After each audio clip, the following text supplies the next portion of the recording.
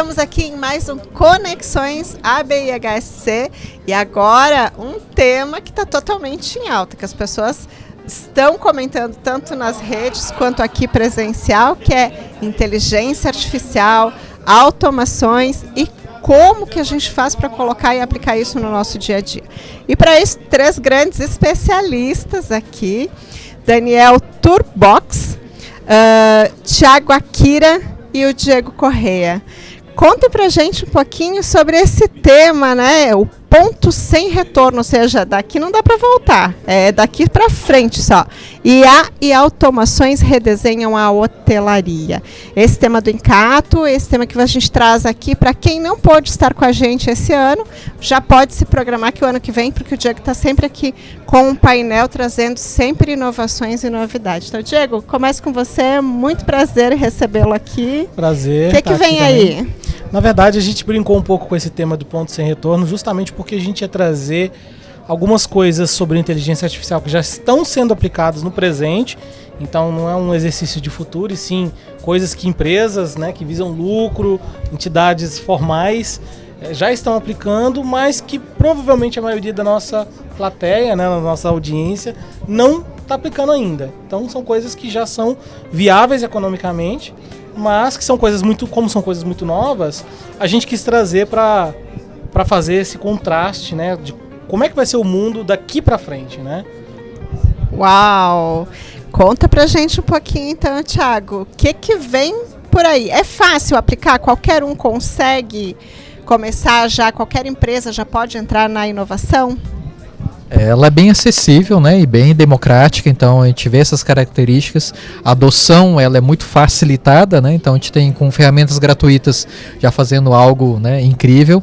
Só que uma coisa que a gente alertou ali durante a nossa exposição é que para o empresário tomar cuidado, que normalmente o pequeno empresário ele tem muitas funções, uma equipe muito limitada, e que se ele entrar nesse cenário da inteligência artificial, da automação, e se ele gostar, esse é o perigo, né, dele gostar disso, ele realmente deixar de dar atenção para outras áreas. Mas assim, em relação à acessibilidade, né, você poder ter acesso a soluções que antes só grandes empresas tinham acesso, grandes investimentos, né, a gente começa a ver, pelo que a gente ilustrou, que é possível, né, com pouco de dedicação e aprendizado, ou determinar pessoas ou fornecedores para utilizar isso, né, a favor da sua empresa, é super mais acessível hoje.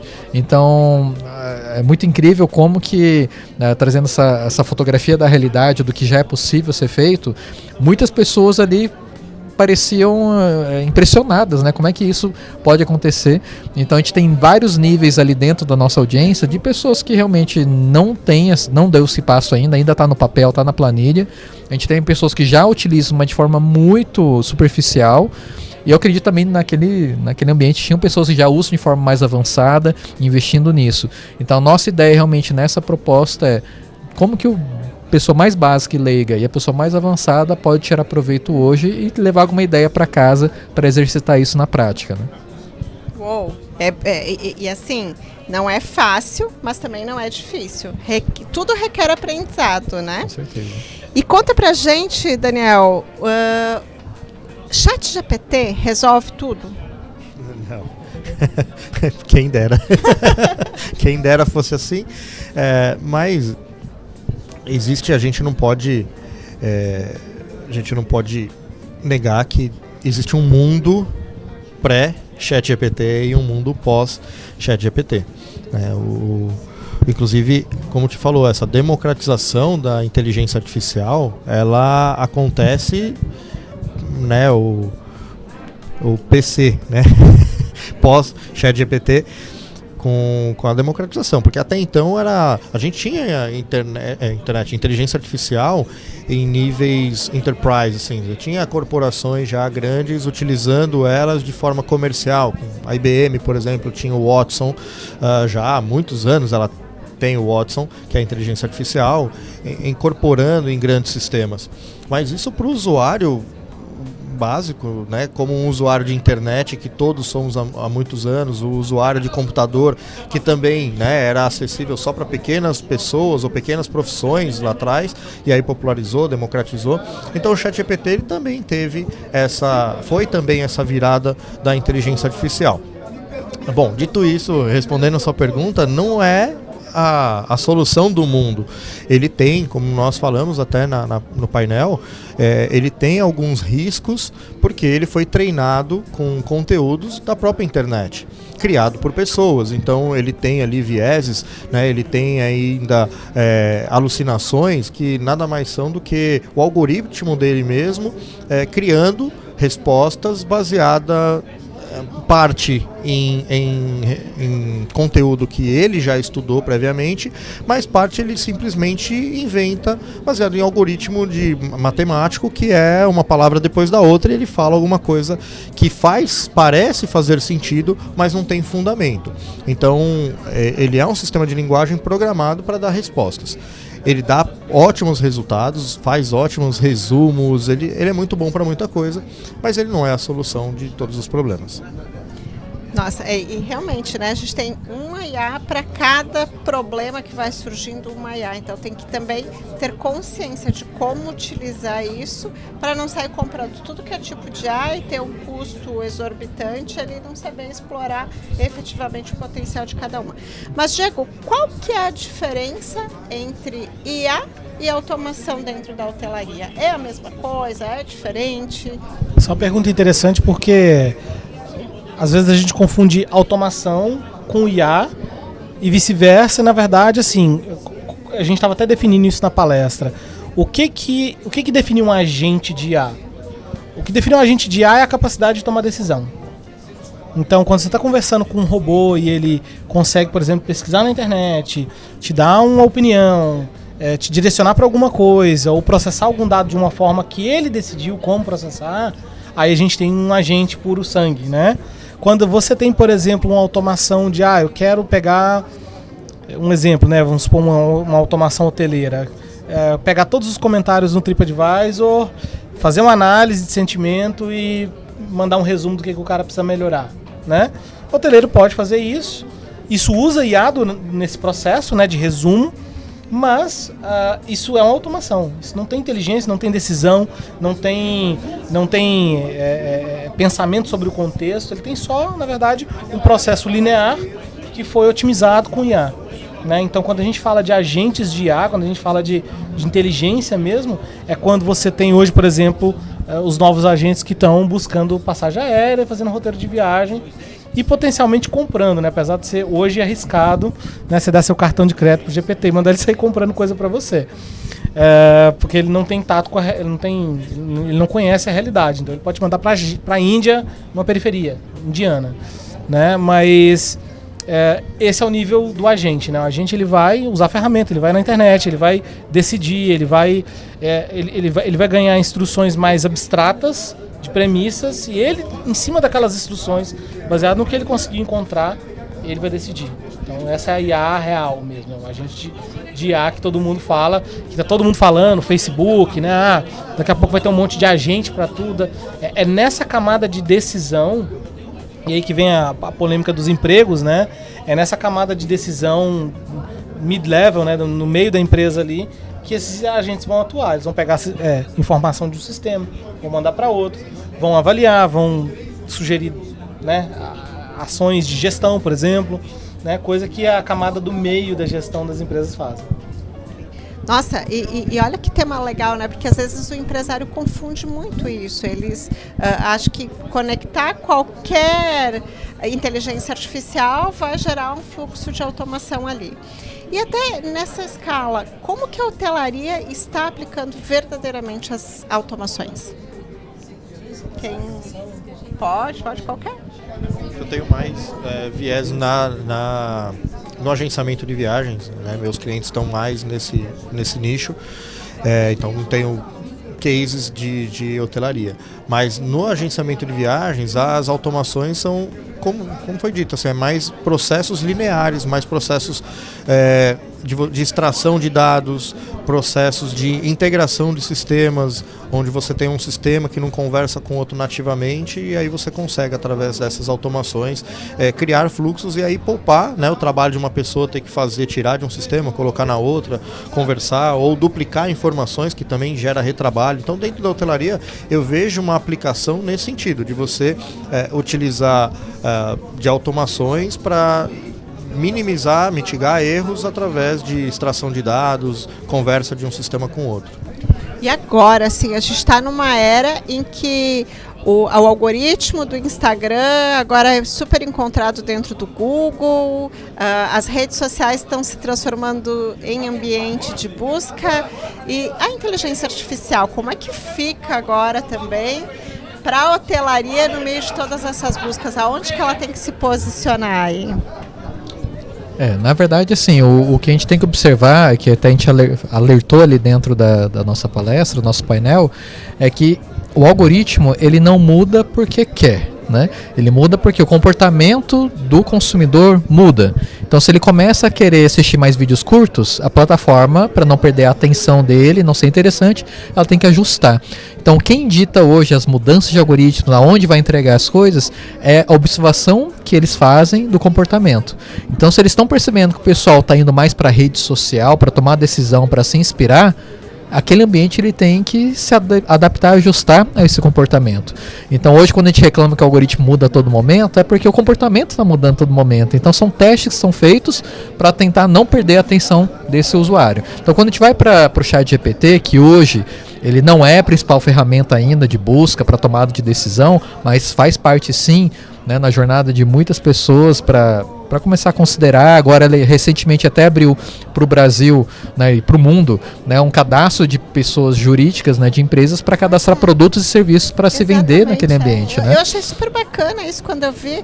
E como que a hotelaria explora isso? Sim, então, assim, inicialmente os produtos, por uma questão burocrática e tudo mais, é a primeira etapa. A segunda etapa entra serviços, que tem outras regras, né? Então, normalmente a gente vê isso acontecendo, tanto no WhatsApp e outros lugares, começa com produtos, depois eles vão evoluindo para serviço. Então, muito provavelmente hoje, o ChatGPT, quando ele deu aquele passo de integração lá no início, as primeiras 11, eu acho que complementos que surgiram, 9 era do turismo. Expedia, hotéis.com, tudo mais. Então o pessoal, então tá tendo esse movimento para cá, então é interessante a gente começar a observar. E realmente hoje, na jornada do viajante, alguns já estão usando o ChatGPT como primeira camada para montar um roteiro, para se inspirar o que ele pode fazer em tal cidade, tal lugar. Não é a grande maioria, mas já tem um público seguindo esse caminho. Quando ele começar a perceber que é vantajoso um resultado gerado por uma IA, uma LLM, né, que a gente fala que é um ambiente como esse, do que o Google, se o Google não se movimentar, ele vai começar a perder gente, né? Então a gente já vê esse movimento acontecendo, ainda é um volume muito alto o Google, ele ainda ganha, né, exponencialmente, só que ele está se adaptando também. A gente começa a ver já lá a sugestão de busca do próprio Gemini, né, que é do Google, exatamente, tentando ocupar essa camada de, vou procurar e entregar uma primeira camada bem interessante de resultados. A gente vê lá fontes, né? Nunca a resposta dele é uma fonte única. Então tem lá rede social, igual você falou, tem ali vídeos do YouTube, tem matérias, tem o site institucional do próprio destino do negócio.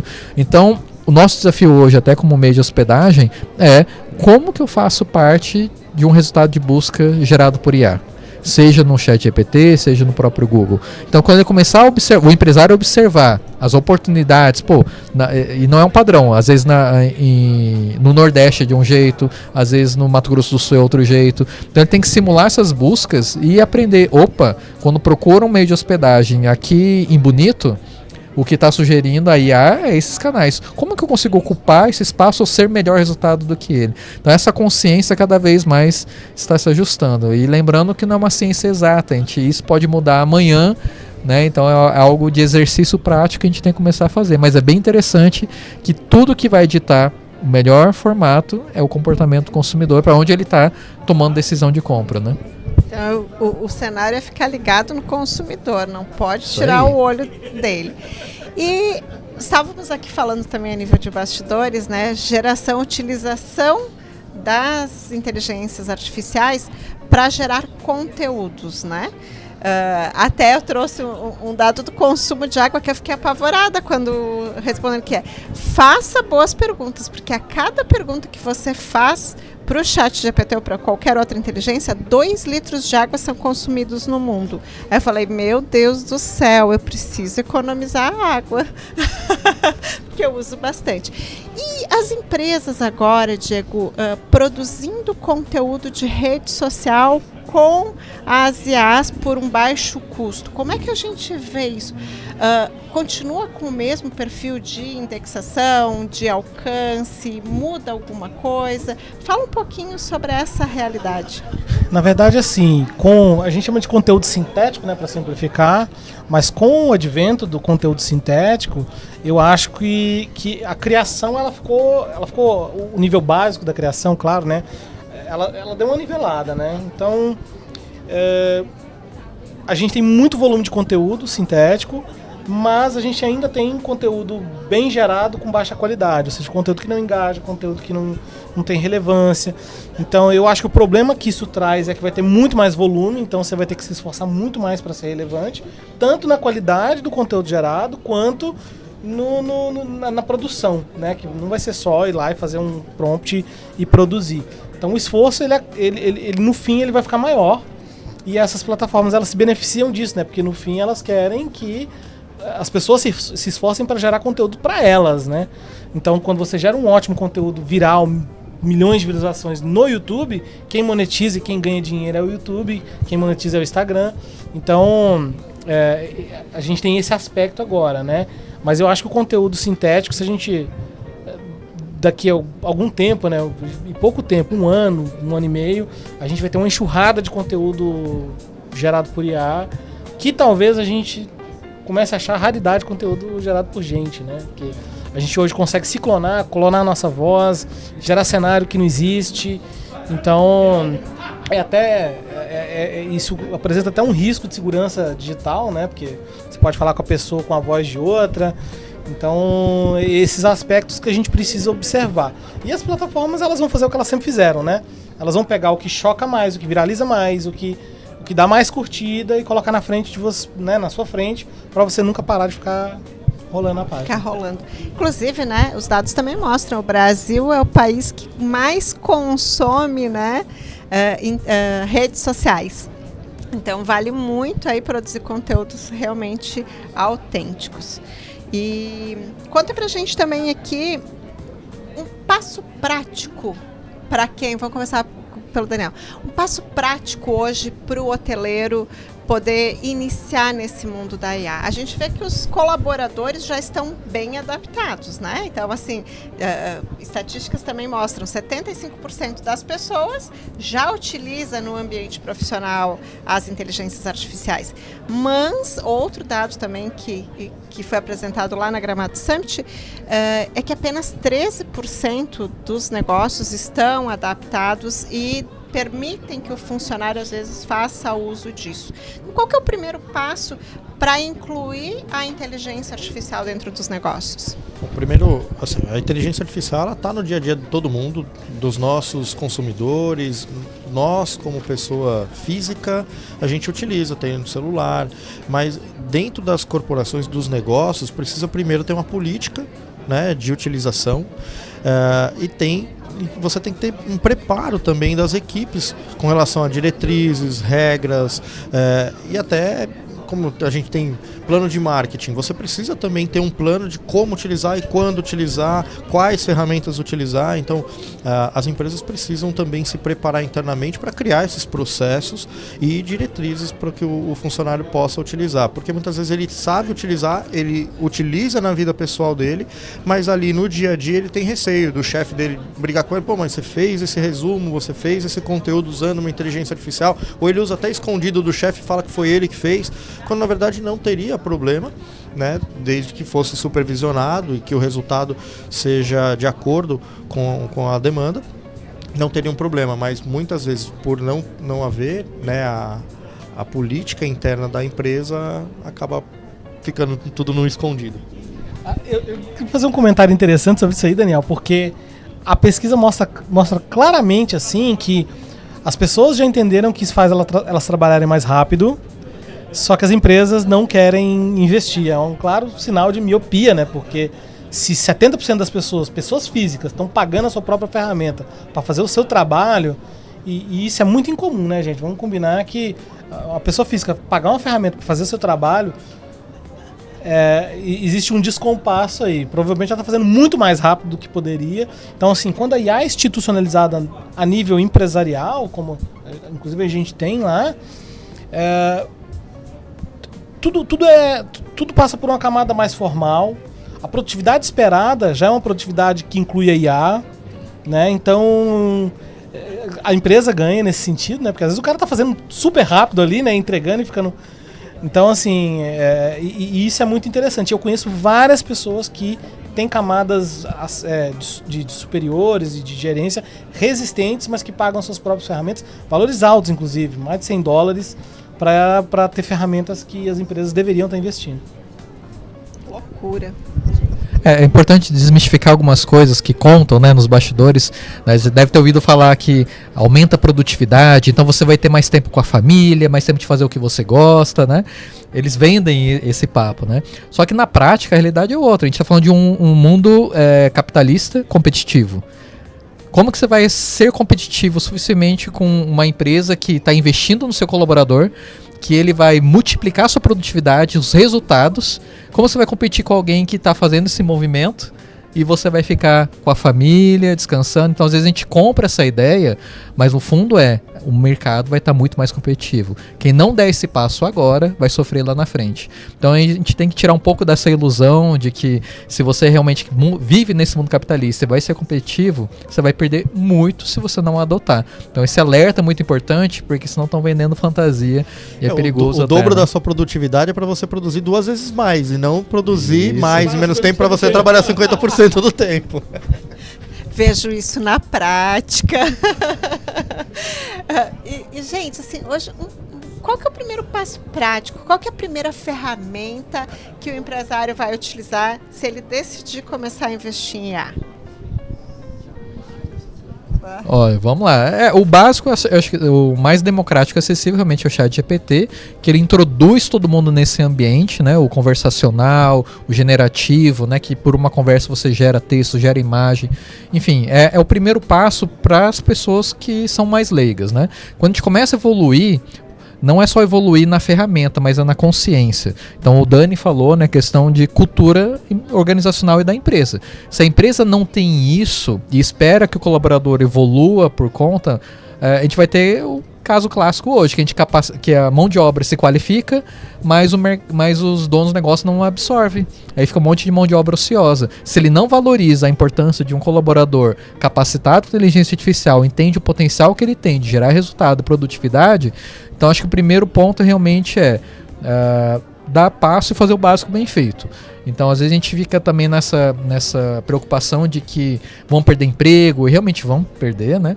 Mas se a gente consegue entender com clareza que ferramentas básicas vão me dar uma produtividade legal, gerar um resultado legal, e com isso eu já consigo, né, gerar valor pro dono do negócio, então a gente consegue de alguma forma mostrar resultados práticos e reais.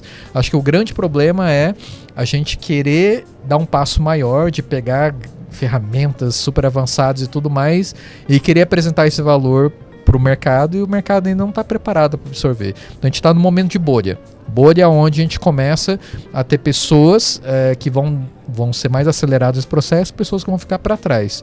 Então a gente tem que entender o que realmente, né, a gente precisa investir tempo, experiência, e o que o mercado está preparado para absorver. Então a gente ainda acha que vai ter um ano e meio, 2 anos, né, onde realmente as empresas que ainda estão no papel e na planilha, que a gente falou dentro do mercado de meio de hospedagem, né, para realmente valorizar o cara que está preparado para agregar valor para o negócio dele. Então acho que a cultura organizacional alinhada com ferramentas básicas é o primeiro ponto. Aí, quando ele começa a ser valorizado, remunerado e valorizado, ele dá o passo para ferramentas mais avançadas. Mas ainda é um achismo, né? Mas eu acho que é o caminho natural que a gente precisa seguir para ter uma mão de obra qualificada no mercado. Nossa, que bacana isso. E até já vou te perguntar, mas o legal mesmo de estar aqui ouvindo eles é que alguns anos atrás esse bate-papo com a plateia foi virtual, né?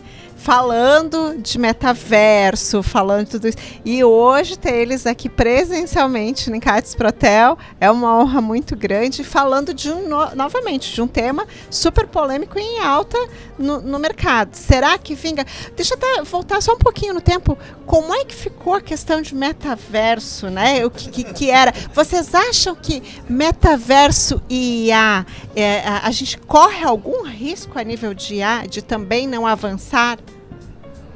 Não, eu acho que a IA ela é um ponto bem fora da curva ali, não volta, não retrocede. Assim como a internet, o computador, quando se popularizou também não retrocedeu e a gente usa isso tudo como ferramenta. Então, não, a IA não corre esse mesmo risco. A questão do metaverso, multiverso e versos todos, eu acredito que o declínio dessa tecnologia ele se deu por conta da complexidade de hardware.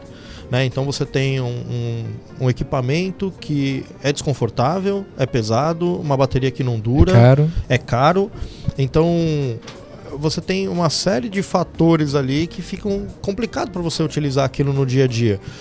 Eu tentava utilizar por algumas horas, dá uma dor de cabeça absurda, uma náusea muitas vezes. Então não é prático, é legal, né? O hype é muito bacana, mas na prática não é muito funcional. Por exemplo, tinha como você simular uma área de trabalho ali com 2, 3 monitores e tal.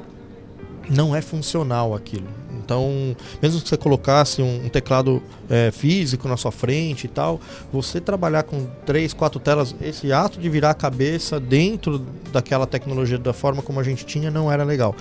Então, mas foi uma ótima escola, né? Muitas coisas bacanas surgiram ali e provavelmente vão ressurgir em outro formato mais para frente. Eu acredito muito mais na realidade mista, né? Que é o que vem, a realidade aumentada, né? Que a gente já falou. A realidade aumentada ela até surgiu até antes um pouquinho, né, do papo lá do metaverso e tal, mas eu acredito muito mais no ressurgimento da realidade aumentada junto com a ideia do conceito ali do metaverso em novos dispositivos mais vestíveis, com uma bateria de mais longa duração, como até o Google apresentou no Google I.O. desse ano, os óculos deles que tem Gemini, que tem Google Maps, que tem o Google Translator, traduzindo, né, com legendas uma conversa em outros idiomas. Então eu acredito muito mais nessa usabilidade, até como forma, talvez, quem sabe, num futuro muito próximo aí, substituindo os celulares. Uau. Tem uma questão sobre isso também, que a gente fez a palestra de metaverso, né? E eu acho que nós estávamos num momento de humanidade que a gente estava muito carente de contato, né? Por conta da pandemia.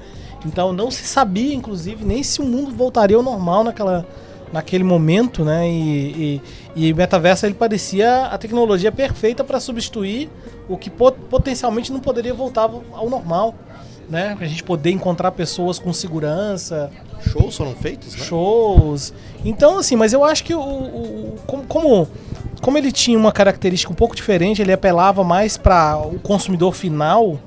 E essas tecnologias que apelam para o consumidor final, tipo rede social, né? Ou ela pega, todo mundo tá ali, todo mundo usa, Instagram, né? Ou ela não pega, né? Vira um Blue Sky da vida, vira um anão e ninguém usa. Então, o B2C tem essa característica. Eu acho que a IA ela não volta por um motivo muito simples, né? O Thiago já falou que nós estamos no capitalismo e já se descobriu com grande efetividade que ela aumenta a produtividade das empresas. Se ela aumenta a produtividade das empresas, as empresas vão usar. E nós estamos tendo do outro lado a corrida de quem vai ganhar a IA. Então a IA ela está sendo, né, já que é produtivo, vamos empurrar a IA em todo o produto que a gente puder. Aí a gente vem as maiores empresas do mundo, né? A Microsoft, então tem no Windows, a Meta AI já tem lá no WhatsApp aquela inteligência estranha deles, inclusive, né? Só fica dando bug no celular aqui. Então a gente tem as empresas empurrando isso com muita força, a adoção disso, e realmente hoje a gente já tem, inclusive foi o tema da nossa conversa ali, como é que o pessoal está usando na indústria de mercado de ações, a indústria financeira, e a que faz balancete, due diligence, enfim, né, coisas que antigamente eram profissionais assim, de altíssimo calibre que faziam, auxiliar em M&A, né, desenvolvimento de software, ou seja, a indústria de desenvolvimento de software já está sofrendo uma transformação positiva, né, porque imagina o tempo que levava para produzir software simples, era quase impraticável, né, então indústria de software. Inclusive empoderando o usuário final a criar suas próprias soluções através de tecnologias no-code, agora vibe coding. Então você tem agora pequenas soluções, era uma planilha, ele construiu uma planilha de Excel, ele pode construir um pequeno sistema para fazer alguma tarefa que ele precisa do dia a dia dele. Então é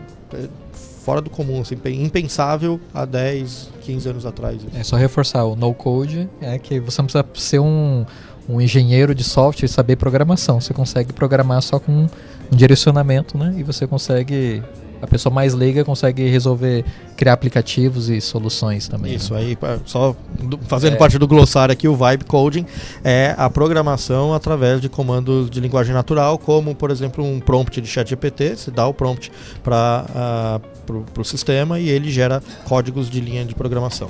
Para trazer para a realidade de quem não é da área de programação, é como se você sentasse do lado de um programador e ficasse pedindo, não, agora muda esse botão pro lado de cá.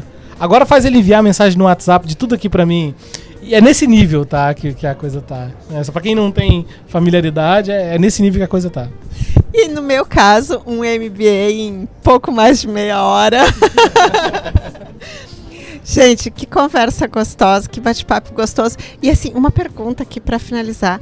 Corre o risco da hotelaria deixar de existir aí no Google, nos mecanismos de busca? Como é que faz para manter essa presença ativa? Não, acho que todo mundo tem um ponto de vista, né? Você quer... Não, foi até o meu fechamento, né? Onde eu mostrei que eu utilizei em uma oportunidade a inteligência artificial, traduzindo uma mensagem que eu queria mandar para o francês, depois criando um áudio em francês também dessa mesma mensagem e enviando para um tripulante da Air France que eu estava auxiliando, e ele falar que aquilo foi melhor até do que o passeio que ele faria, né, do carinho que ele sentiu ao receber uma mensagem no idioma dele. Então a hotelaria, ela tem esse poder, né, a hospitalidade, ela nunca vai terminar, não vai acabar, e ela não depende da inteligência artificial, ela é do ser humano.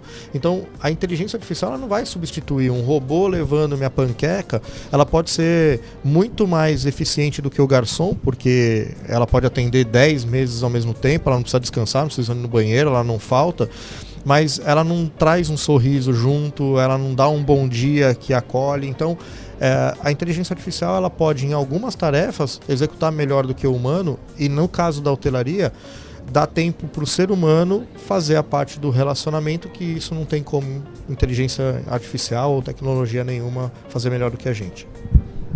E assim, é difícil exercitar uma futurologia, né, em relação a isso, porque a gente não sabe o real futuro, né? Mas o que a gente consegue imaginar, idealizar é distribuição, né? A hotelaria, quando ela pensa como distribuição, aonde eu estarei para ser encontrado por quem quer se hospedar no meu negócio.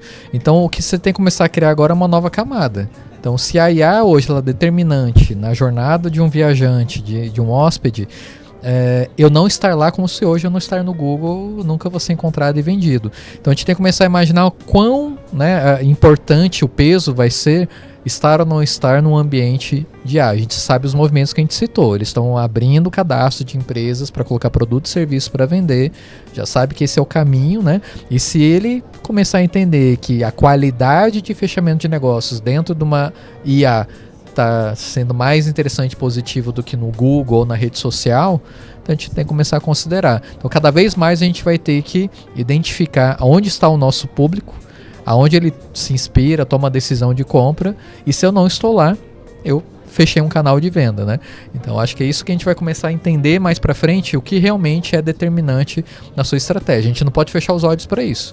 Então acho que nesse momento a gente está observando, né, o que essa bolha gigantesca tá desenhando para a gente, e é o momento da gente testar, experimentar, ou você vai ser só um telespectador, né? Observando o seu concorrente assumindo, né, a frente do seu negócio, porque você não tomou essa atitude no início, né? Então, uma mensagem final para a gente concluir esse bate-papo e para o expositor não, para quem, o telespectador, quem está nos vendo aqui e nos ouvindo também, poder se inspirar e quem sabe voltar o ano que vem. O Diego está sempre, né, Diego, sendo um líder da inovação dentro do Incato, está sempre trazendo grandes parceiros aqui com temas super atuais e palestra sempre cheia. Como diz assim, esgotou o local hoje também, como foi no ano passado e nos outros anos, e isso é muito bom, mostra que as pessoas realmente estão querendo aprender mais e conteúdo inovador. Então, sua mensagem aí para todo mundo. A mensagem foi que a gente trouxe, né, durante a nossa apresentação, é que a gente sempre provoca, a gente sempre traz o que é de novo e às vezes o que não é tão novo assim, mas o que o hoteleiro tem que olhar, né, na nossa percepção de tecnologia, mas tudo volta numa coisa, né, falando de hospitalidade, o check-in pode até ser feito por IA, mas o hóspede sempre vai lembrar, na verdade, como ele se sentiu durante a hospedagem. Então, é isso que interessa também. É isso aí. Eu acho que meu ponto aqui é mais a gente entender cada vez mais que a tecnologia, o avanço dela, né, o quanto ela influencia tanto nos negócios quanto com as relações com as pessoas, é que ela tem que virar uma cultura da empresa. Se a empresa pensa a tecnologia e tudo que surge dela apenas como um complemento para a minha empresa, para ela seguir uma tendência e tudo mais, não entende que a gente tem que virar uma chave no nosso negócio e pensar que se as pessoas usam tecnologia para tomar decisão e para comprar, eu tenho que trazer isso para a minha realidade, para a minha cultura. Então, enquanto eu não entender que eu tenho que aprender sim mais sobre tecnologia, me antenar na inovação e no comportamento das pessoas, isso não vai mudar.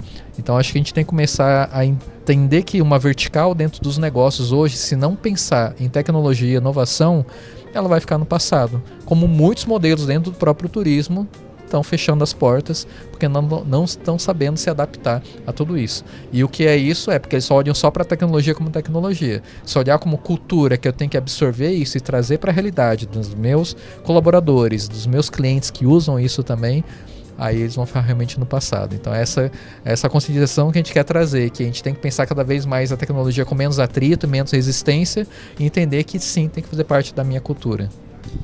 E utilizar, né, um conceito até que você me ensinou isso do marketing digital, que é a intencionalidade, né? É você utilizar a tecnologia, a inteligência artificial, que é o que a gente está trazendo aqui, com intenção. Qual é a sua intenção para utilizar aquela inteligência artificial? Que mensagem você quer passar quando você está criando um vídeo? É só para surfar um hype? É só para você estar na modinha, né? Como que é? O Morango do Amor? Boa! Ou é? Não é? Ou você quer realmente passar uma mensagem pro seu hóspede, para o seu consumidor? Então é utilizar com intencionalidade. No final das contas, isso que importa, é a mensagem que você quer passar, que sentimento você quer gerar na pessoa que está assistindo aquilo. É legal o meme e tal, mas o meme por si só, ele também tem uma intenção, quer fazer a pessoa rir, é se divertir, é sair do... Mas para uma empresa, será que fazer parte de um meme, de um hype de um meme, é interessante? Até que ponto? Enfim, tem que ter essa intencionalidade, esse pensamento na utilização da IA também. Nossa, aqui, a cabeça aqui já gerou 1000 perguntas agora que eu ficaria mais uma hora aqui trabalhando sobre essa parte de meme. Ai, como o tempo como nessas horas o relógio é nosso inimigo, né? Meu Deus. Mas é isso. Para quem está curtindo aqui o Conexões da ABIHSC, eu quero muito agradecer a presença desses 3 feras aqui dentro do Incato Protel. E dizer que em 2026 espero vê-los novamente com novos assuntos, aí com inovações na área de automação, de IaaS, o que está vindo. E para você que está em casa, lembre-se, Incato Protel é 100% gratuito, então ouvir esses especialistas aqui não custa absolutamente nada. Aliás, um valor muito grande, que é o seu tempo, mas para poder crescer e se desenvolver e fazer isso também com a sua equipe. Então pode trazer todo mundo em 2026, para quem não pôde curtir com a gente esse ano, e nos vemos mais. Continue acompanhando Conexões da ABIHSC para saber muito mais o que rolou aqui no Incato Protel.